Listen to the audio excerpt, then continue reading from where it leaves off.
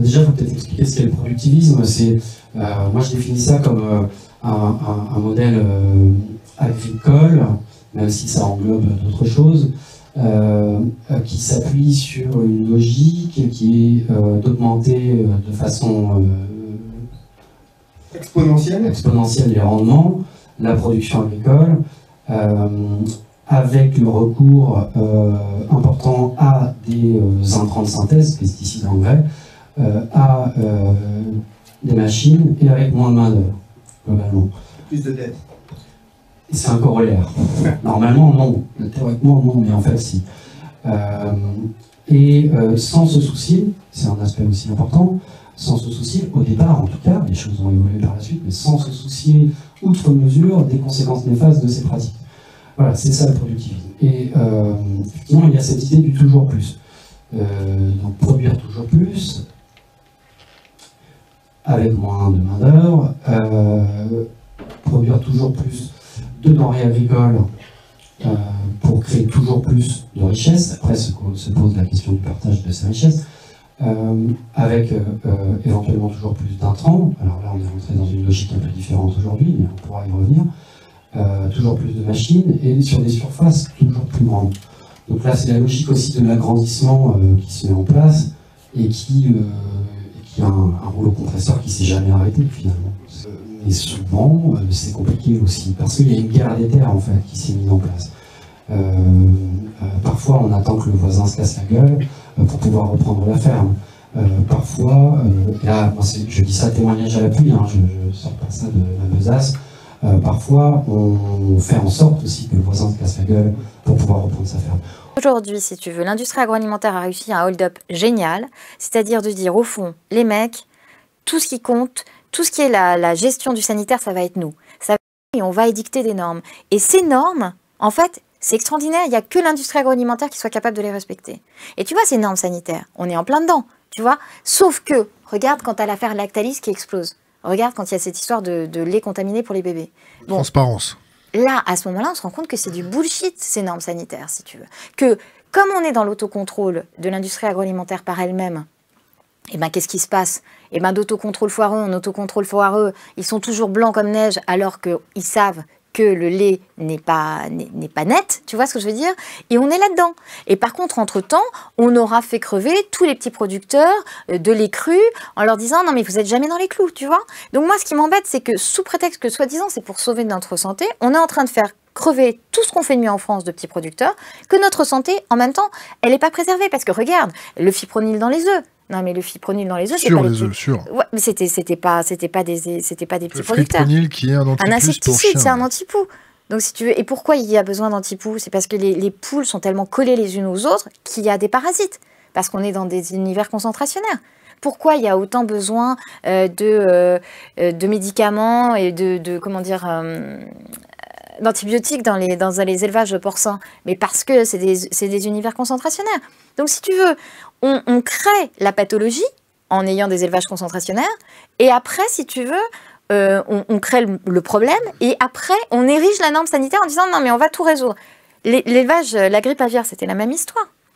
La grippe aviaire, on nous a dit « Ah non, mais attendez, la grippe aviaire, le vrai problème, c'est les animaux sauvages ». Est-ce que tu as vu, quand tu te baladais l'année dernière, des oiseaux sauvages qui te tombaient sur la tête? Ça te tombait de rue sur la tête? Non, ça t'est jamais tombé de rue sur la tête parce que ça n'a jamais été le problème, ça n'a jamais été les animaux sauvages. Ils se posent, ils vont faire coucou aux animaux d'élevage, ils se transmettent leurs maladies. Non, mais tu vois, si vraiment ça n'avait pas été un bullshit d'enfer, ça, tu vois, ça devrait nous tomber, les oiseaux devraient tomber, tu vois, de rue, du ciel. Sauf que c'est pas ça qui s'est passé, parce qu'en fait, le vrai problème, c'était encore une fois l'univers concentrationnaire. C'est-à-dire qu'on a segmenté l'élevage de canards. Il y a ceux qui font naître, il y a ceux qui les poussent jusqu'à 3 semaines, il y a ceux qui prennent le relais après. Après, tu as fait des usines à canards un petit peu partout, hein, qui sont séparées de centaines de kilomètres. Et là, oh, c'est bizarre, il y a des élevages où il y a des épidémies, si tu veux. Et après, du coup, tu as le ministre de l'Agriculture de l'époque, rappelle-toi, Stéphane Le Foll, qui nous a dit « Non, mais pour se sortir de ça, les mecs, on a la solution. Il faut éradiquer tous les petits élevages de proximité. » C'est quoi le progrès dont vous nous parlez?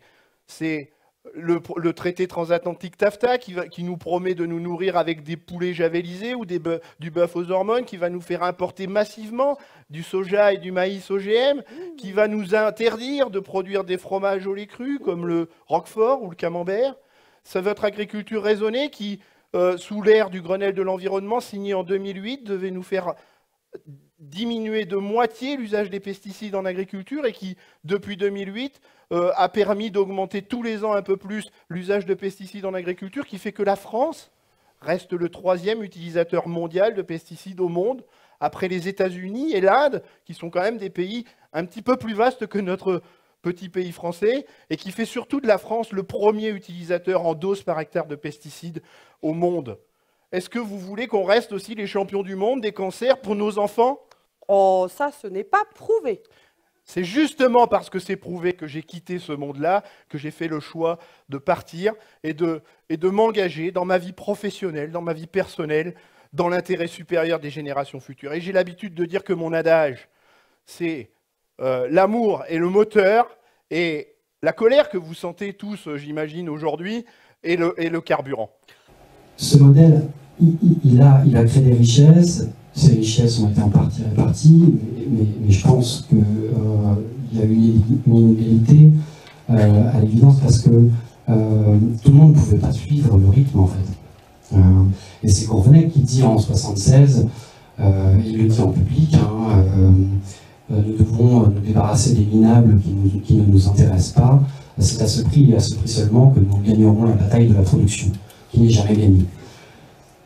C'est dans le Télégramme. C'est dans le Télégramme, c'est repris dans le Télégramme à l'époque. En fait, cette phrase, elle dit tout finalement. Même si Gourvenec ne représente pas tous les paysans bretons, ni tous les leaders de l'agriculture bretonne. C'est sans doute... c'est symptomatique peut-être. C'est symptomatique d'une logique. Et puis, cette logique, elle fait écho à une logique qui est présente dans le monde occidental à l'époque. On a un secrétaire d'État à l'agriculture aux États-Unis qui s'appelle Earl Butz, qui dit, c'est son mantra, il dit « Get big or get out ». Grossis ou part-toi de là, ou quitte la partie, quoi. Et c'est cette logique, finalement, qu'on a appliquée. La diffusion de machines toujours plus grosses, toujours plus puissantes, toujours plus coûteuses, c'est pour le bien du paysan. Mais en même temps, je vois qu'il y a de moins en moins de paysans qui ne sont pas forcément contents de leur sort. Donc, pour moi, il y a une promesse non tenue, fondamentalement, quoi. Les chiffres effrayants, je crois que tu as 370 000 paysans, agriculteurs actifs agricoles en 70, c'est ça? Et 55 000 maintenant? Ouais, alors en fait, on est plutôt autour de 60 000 en Bretagne, si on compte les chefs d'exploitation et les salariés. Mais bon, quand même, l'hémorragie est sérieuse. Entre 2010 et 2020, on perd 25% de nos fermes en Bretagne. Et encore une fois, j'entends les gens qui me disent mais non, vous montrez que les cas qui vont pas bien, vous faites parler que des gens qui sont pas contents. Oui, les statistiques, quoi. Imposons-nous sur ces chiffres, ils sont terribles. Et là, je n'ai pas parlé du taux d'endettement. On a un taux d'endettement de 57% des fermes en Bretagne, contre 42% en France en 2020. Un taux d'endettement de 57%. Pour un chef d'entreprise, c'est beaucoup quand même, il me semble. Et sachant que dans ces endettements, ce n'est pas uniquement de la dette destinée à créer d'actifs. Par exemple, un nouveau bâtiment moderne avec des panneaux solaires dessus. C'est aussi de l'endettement à court terme pour pouvoir simplement dégager de la trésorerie, garder la tête hors de l'eau. Tout simplement. Écoute, je vais te raconter mon entretien avec Stéphane Le Foll, l'ancien ministre de l'Agriculture. C'était lunaire. Donc c'était pour Foutez-nous la paix. J'avais été le voir, j'étais avec tous les trucs, tu sais, qui allaient de travers, la brigade de la hauteur de l'herbe, tous les trucs déments que j'avais trouvés, quoi. Donc je suis allée voir son cabinet, qui m'a reçu très gentiment, etc. etc. Et je vois Le Foll qui me dit, donc son cabinet à qui je dis, il y a ça, il y a ça, il y a ça. Ils prennent des notes, ils disent, ah ouais, il y a ça, t'es sûr? Je dis, oui, je suis sûre, il y a ça, il y a ça, il y a ça. Ah ouais, t'es sûre? Ouais, je suis sûre, donc voilà. Oh, incroyable quand même! Je dis, en fait, t'attends pas qu'ils te disent incroyable, t'attends juste qu'ils disent c'est inadmissible, je m'en occupe demain, quoi. Tu vois? Non, juste, j'ai l'impression d'être Martine chez les politiques en train de leur apprendre comment ça se passe. Bon, ok. Et donc, si tu veux, finalement, L'entretien se passe, donc je vois qu'ils prennent des notes, qu'effectivement ils me disent qu'ils n'en reviennent pas que ça existe, donc j'étais un peu désespérée. Et je vois le folle qui me tient un discours sur la qualité, le machin, le truc, mais exactement ce que j'avais envie d'entendre. Mais tu sais, mais tu peux pas savoir. Vraiment, j'en aurais eu les larmes aux yeux. L'agriculture, c'est ci, c'est ça. Je fais ok. Et après, il allait présenter sa loi au Sénat. Et donc, je lui dis, ah bah tiens, je vais aller vous écouter aussi au Sénat, là, juste après. Et là, il me tutoie direct, il me dit, ah, mais laisse tomber, te fais pas chier, je vais juste aller parler devant 2-3 connards, t'inquiète pas. Je vais y avoir 2-3 connards, et moi, je vais venir vous écouter. Et là, le mec est là-bas, et là, il dit exactement l'inverse, mais mot pour mot, de tout ce qu'il m'avait dit quand on était face à face. Mais l'inverse. Mais oui, il faut arrêter de se faire chier avec l'écologie. Enfin, il ne disait pas comme ça parce qu'on était au Sénat. Mais il faut qu'il y ait des installations, qu'on facilite les installations de porcherie industrielle, qu'on fasse pareil pour l'aviculture, qu'on fasse pareil pour les gros élevages laitiers.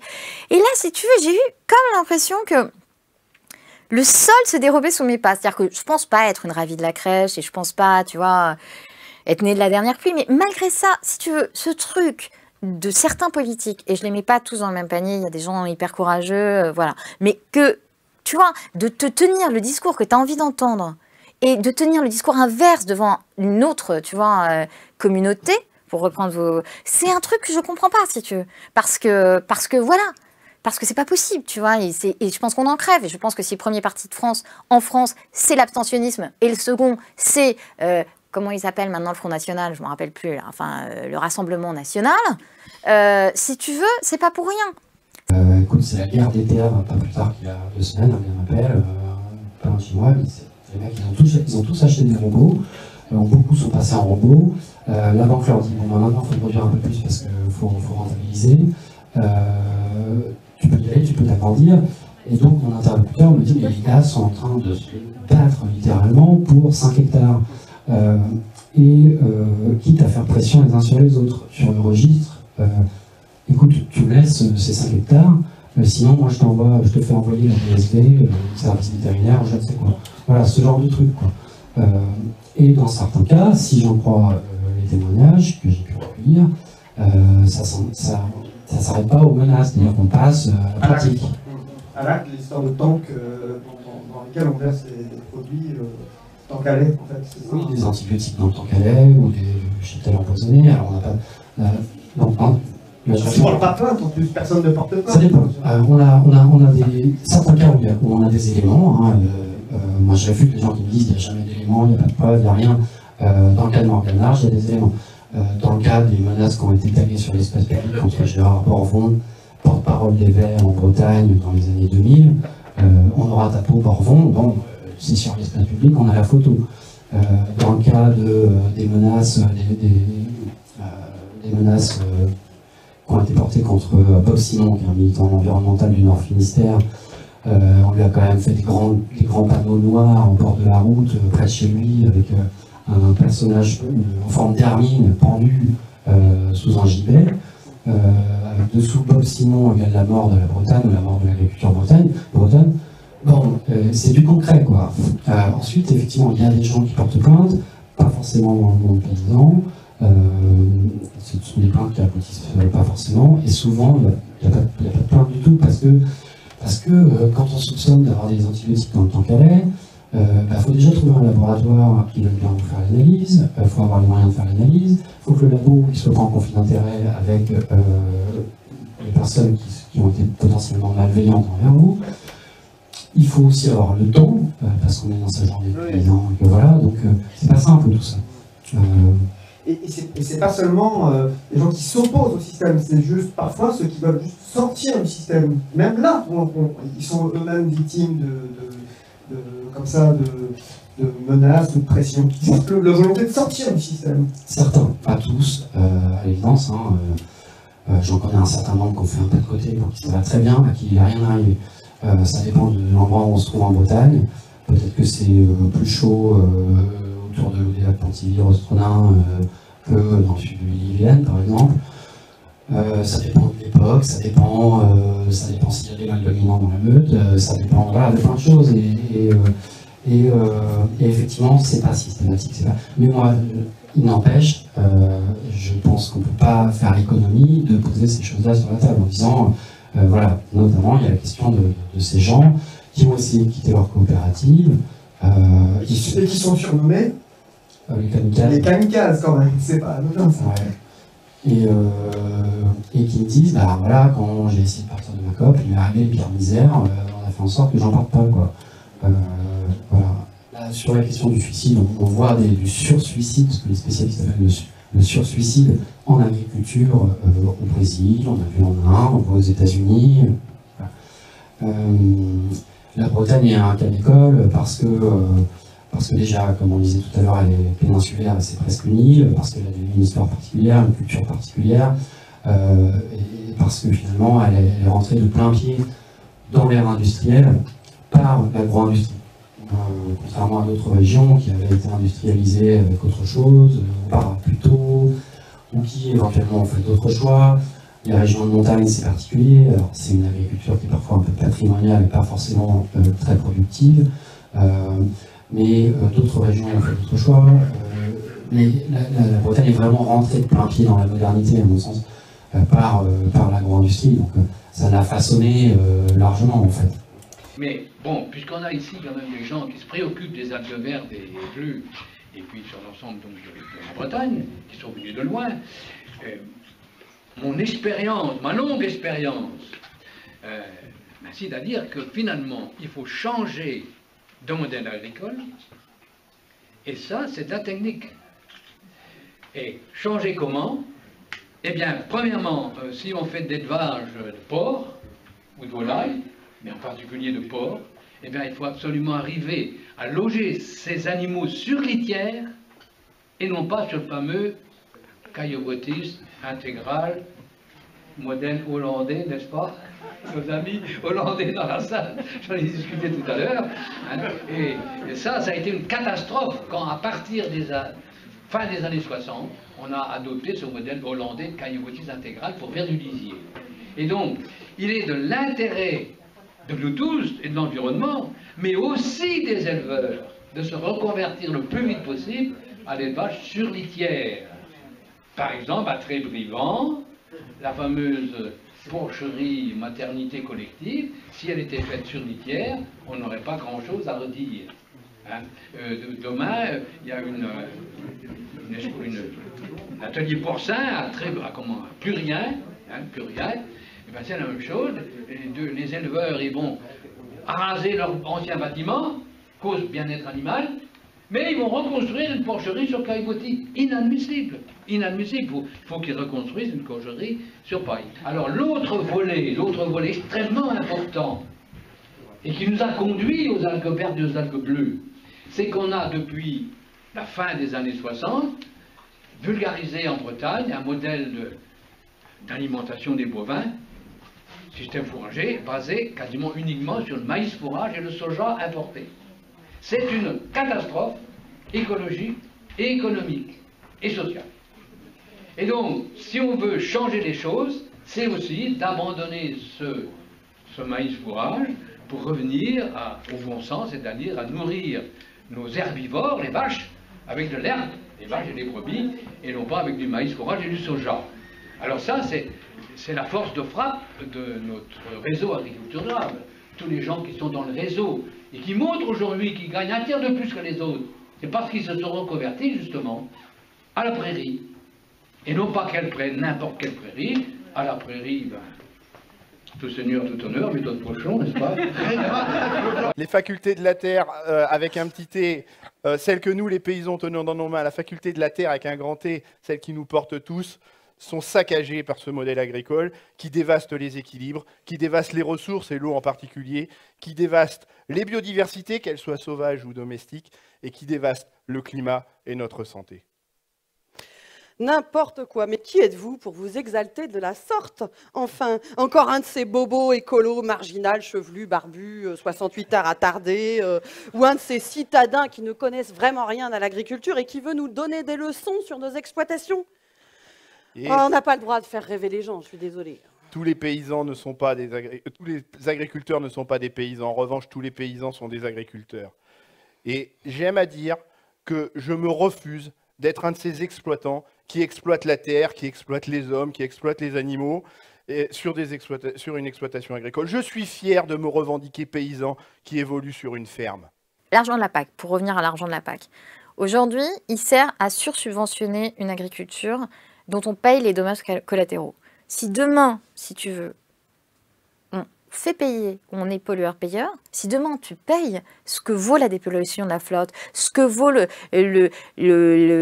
nombre de morts par bactéries multirésistantes, l'antibiorésistance, etc., tu verras que notre nourriture aujourd'hui, actuellement, elle est hyper chère. Donc c'est un choix politique. C'est-à-dire que c'est un choix politique de faire croire qu'elle ne l'est pas. Elle est très chère, notre nourriture, actuellement. Hein, parce que tu la payes avec ta PAC, tu la payes quand tu l'achètes, tu la payes avec la dépollution de l'eau, tu la payes avec la lutte contre l'antibiotique. Exactement. Mais donc, si tu veux, je veux dire, cet argent-là, pourquoi on ne le met pas dans un cercle vertueux plutôt que de continuer à mettre des cautères sur une jambe de bois? Tu vois? Moi, c'est ça qui me pose problème. C'est-à-dire qu'à chaque fois, on dit que ça va renchérir le prix de la nourriture, mais de toute façon, là, il coûte une fortune si tu comptes tous les dommages collatéraux que nous payons déjà. Les politiques, par exemple, les écolos, ils en pensent quoi? Ils se grattent les oreilles, ils brassent beaucoup de vent, ils sculptent beaucoup d'air chaud, ils prennent des grands tons, des pauvres mesures, et puis dès qu'il y a le vent qui souffle un peu trop fort, on les voit plus. Écoute, moi je trouve que, par exemple, si tu prends le cas de José Bové, moi je trouve qu'il a eu le courage, après avoir mené ses combats paysans, d'aller et de devenir député européen et de se battre. Et en fait, il a quand même aussi pris des coups en lui disant « mais tu vas dans la machine bruxelloise, machin, etc. » Sauf qu'il s'est battu concrètement. Et si on n'a pas des mecs comme lui qui vont et qui disent « les accords de libre-échange, c'est pas possible, les OGM, c'est pas possible », il n'y a rien qui se passe, si tu veux. Parce que moi, je veux bien le truc de se refermer dans les frontières aujourd'hui, mais ça tient pas. Aujourd'hui, si tu veux, les grandes batailles qu'il y a à mener pour notre avenir, ça se fait là-bas. Donc soit tu les mènes, soit tu te caches derrière ton petit doigt, si tu veux. Moi, j'ai pas l'habitude de me cacher derrière mon petit doigt. Donc, je pense que c'est bien. Maintenant, je pense que si tu veux, il y a beaucoup de choses aussi que nous, on peut faire. C'est-à-dire, je pense qu'il faut se battre, il faut qu'ils aillent se battre, que les députés européens se battent, qu'ils se battent à Bruxelles, tout ça, ça me paraît très bien. Mais je pense que nous, il y a beaucoup de choses qu'on peut faire concrètement. C'est-à-dire que si tu veux, à notre mesure, à notre échelle, si tu achètes en circuit court, si tu changes un peu ton modèle aussi d'alimentation, tu changes l'économie qu'il y a autour. Quand tu as plus de 90% des points de surveillance de nos eaux de surface qui sont contaminés par les pesticides, je pense qu'il y a un moment, les gens qui disent en se pinçant le nez « Oh, le label bio, quand même, c'est compliqué, machin ». Non, hein, je veux dire, déjà, tout le monde serait en bio, on serait bien. Si tu veux, déjà, au-dessus des captages de flotte, on aurait des cultures en bio plutôt que d'avoir des captages qui sont pleins de pesticides et après de filer à des grands groupes, de nettoyer notre eau, et ça va nous coûter du pognon, et ce sera pas si propre, tu vois. Moi, je pense qu'il y a quand même des systèmes de shadow, ce serait quand même bien, tu vois, d'arrêter de faire ça, quoi. Donc, déjà, je suis pas mécontente. Les premières victimes de ce modèle agricole, au-delà des consommateurs empoisonnés par les substances toxiques utilisées par l'agriculture, sont les agriculteurs eux-mêmes qui économiquement ne s'en sortent pas, qui sont malades, des maladies professionnelles à cause de ces pesticides, et qui, pour 500 d'entre eux chaque année, font le choix de se suicider. Un quart des exploitations agricoles ont disparu ces 10 dernières années. Le nombre de fermes a été divisé par 5 depuis 1955. On est le premier ou second consommateur en Europe de produits phytosanitaires suivant les années. Hein. Quoi qu'il en soit, on est toujours sur le podium. Et pour tous ceux qui vendent effectivement les antibiotiques, les médicaments pour les animaux, ça va très bien. Et pour l'industrie agroalimentaire, ça va très bien parce que ça leur permet de sous-payer nos agriculteurs. Donc si le système, il a beau être abject, en fait, il fonctionne pour les puissants. Donc, si tu veux, au fond, eh ben, qu'est-ce qu'on fait? On fait semblant. C'est-à-dire qu'à chaque fois, on a fait les états généraux de l'alimentation. Alors ça, écoute, les états généraux, on en a fait des trucs qui avaient vraiment l'air de rien. Mais alors, celui-là, c'est... Tu vois, je pense que c'est vraiment mon truc, tu vois, vraiment ma médaille d'or du truc qui sert à rien, qui est vraiment le bullshit d'or, tu vois ce que je veux dire, de l'année, si tu veux. Et c'est dingue, quoi, tu vois. Et on fait semblant de réunir les gens. On dit, plus jamais ça, tu vois. On va repousser, on arrête les pesticides. Et si tu veux, tu vois, au moment du Grenelle de l'environnement, c'était quoi? C'était, tu vois, c'était 2008-2009. On avait dit, putain, en 2018, on divise 50% de pesticides en moins. Puis, tu vois, 2018, ça arrive. Et tu dis, 2020. Puis 2020, ça arrive. 2025. Et là, toute la presse unanime saluait le plan de la FNSEA, donc le syndicat majoritaire, qui nous expliquait que on allait encore repousser, tu vois. Et c'est un truc Juste, c'est insupportable. C'est juste insupportable, tu vois, parce qu'on sait comment bien faire. On sait comment bien faire. Et je suis désolée, mais nos enfants méritent qu'on le fasse bien, tu vois. J'ai bâti un projet d'installation agricole sur une ferme familiale qui allait très loin dans le développement de ce modèle intensif qui, pendant 35 ans, a pratiqué la monoculture de maïs. Et ces 20 années d'expérience professionnelle avant de devenir agricole ont nourri mon projet. Et le projet s'appuie sur 2 principes fondateurs. Le premier principe, il est territorial. On ne peut pas poser une activité agricole comme on la pose au milieu de nulle part. L'agriculture occupe 70% de l'espace et donc doit intégrer son environnement social, son environnement écologique et son environnement économique. Et sur le bassin versant de la Seudre, territoire sur lequel j'évolue, à l'estuaire duquel se développe l'emblématique activité ostréicole de l'huître de Marennes-Oléron, on ne peut pas continuer de développer des pratiques agricoles désastreuses sur la gestion qualitative et quantitative de l'eau qui menacent cette florissante économie de l'ostréiculture de Marennes-Oléron, qui pourtant représente 5 fois plus d'économie que la maïsiculture sur ce même bassin. L'agriculture a un rôle à jouer sur le changement climatique parce qu'elle émet elle-même 25 à 30% des gaz à effet de serre émis par les activités humaines. Les vaches qui pètent. Voilà, les poncifs habituels, les éructations des bovins, les vaches qui pètent. Eh bien, c'est pas ça le sujet. Le sujet, c'est par exemple la fertilisation azotée. Savez-vous qu'il faut 1,5 litre de pétrole pour produire 1 kg d'azote? Et que l'agriculture dont on parle utilise massivement ces fertilisations azotées. C'est-à-dire que pour produire 1 hectare de blé, 1 hectare de colza ou 1 hectare de maïs, l'agriculteur mobilise entre 200 et 270 kg d'azote par hectare. Ça veut dire qu'avant même que le moteur des tracteurs commence à tourner, rien que sur la fertilisation azotée, la dépendance au pétrole est de 3 à 400 litres par hectare. Et ce modèle agricole, qui en 2050, justement quand le pétrole se fera extrêmement rare, veut pourtant nourrir 9,5 milliards d'êtres humains sur la base d'un modèle excessivement dépendant du pétrole. C'est juste illusoire. Et puis la seconde entrée, quand on parle de changement climatique en agriculture, c'est cette dimension que je vous ai donnée tout à l'heure. L'agriculture occupe 70% de l'espace. Eh bien, quand on occupe 70% de l'espace, on doit mobiliser ces territoires pour qu'ils séquestrent du carbone. Or, ces sols qui reçoivent massivement des engrais de synthèse, qui reçoivent massivement des pesticides, sont des sols sur lesquels on a tué la vie. Or, des sols en faculté de séquestrer du carbone ne peuvent être que des sols en vie. Ce modèle dominant n'est même pas rentable. J'en veux pour preuve les manifestations d'agriculteurs régulières auxquelles on a assisté il y a quelques semaines encore. Ce modèle est en train de toucher le fond. Et donc, il nous faut revisiter ce modèle-là. Et le modèle que j'ai développé sur la ferme familiale, qui pourtant était allé très loin dans le modèle intensif, qui était lourdement endetté quand on l'a reprise avec mon frère, en choisissant d'autres logiques basées sur l'autonomie, basées sur l'agronomie, nous a permis d'apurer les dettes, nous a permis de bâtir un modèle agricole rentable, nous a permis d'être neufs, où hier ils étaient que 2.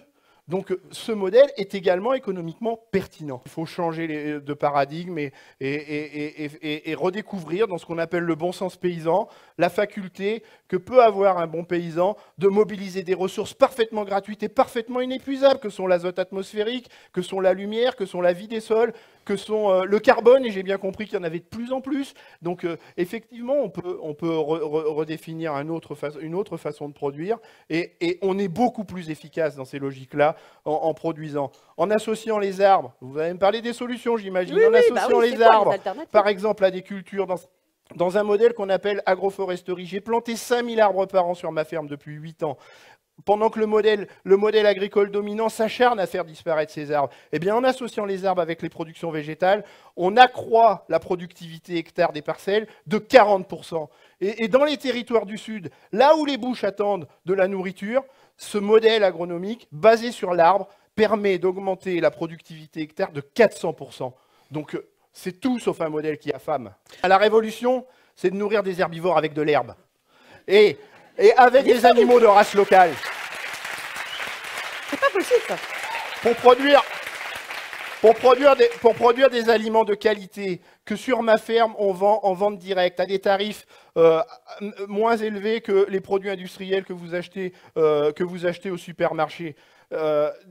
comme les herbivores mangent de l'herbe, les productions végétales sont toutes dédiées à l'alimentation humaine. Et voilà comment on allume véritablement des cercles vertueux pour satisfaire la souveraineté alimentaire.